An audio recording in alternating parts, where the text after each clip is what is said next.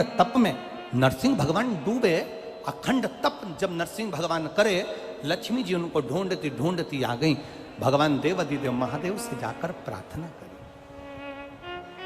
भगवान शिव से जाकर निवेदन करी। बाबा भोलेनाथ जी से कहा मेरे पति नहीं मिल रहे हैं, आप कृपा करिए।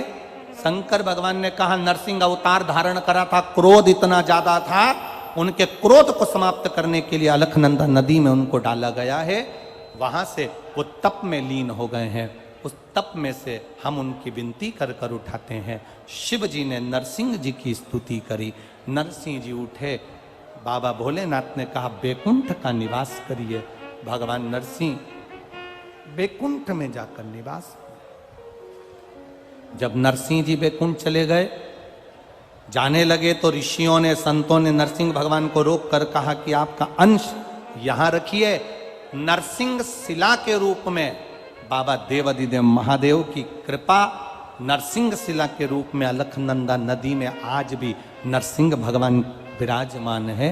कभी आप लोग बद्रीनाथ जाएं तो पुल पर से जब बद्रीनाथ का दर्शन करने के लिए जाते हो, राइट में जो ताप्ती कुंड है जिसमें गर्म पानी होता है, उस कुंड से बिल्कुल नीचे की ओर देखोगे तो एक नरसिंह शिला मिलेगी।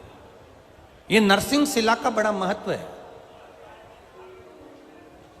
दो चीजों के लिए नरसिंह शिला बड़ी महत्व रखती है। एक, अगर मान लो किसी को झटके आते हो, मिर्गी का दौरा लगता हो, बार बार बेहोश हो जाता हो, बार बार उसे झटके आ रहे हो, सारी दवाइयां कर ली हो, तो उसको पांडुकेश्वर का जल और उसी के स्वरूप में नपा हुआ एक मौली नाड़ा सिक्के में लपेट कर नरसिंह शिला की ओर डाल दिया जाता है। महाराज उसके बाद उसको झटके आना बंद हो जाते हैं, उसको फिट आना बंद हो जाता है। नरसिंह शिला का इतना महत्व।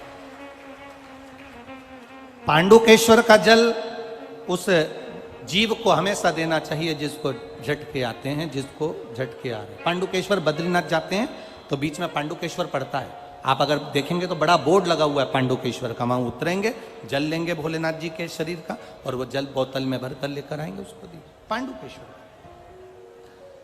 नरसिंह शिला, जिन पति पत्नी में झगड़ा हो गया, वो अदालत में बात चल रही हो और वो तलाक नहीं चाहते तो भी तलाक हो रहा है, किसी भी रूप में, कहीं ना कहीं किसी ना किसी रूप में आपस में संबंध बेकार हो रहे हैं, तब नरसिंह शिला का प्रयोग, मौली का प्रयोग, पूर्व में भी हमने कथा में कहा है, वो डला होगा यूट्यूब पर, वो कर सकते। भगवान शिव का अधिक मास की अमावस्या समापन और सावन का महीने का लगना, यह भगवान शंकर के शंभेश्वर रूप का प्रागट्य है। बोल शंभेश्वर महादेव की जय। भगवान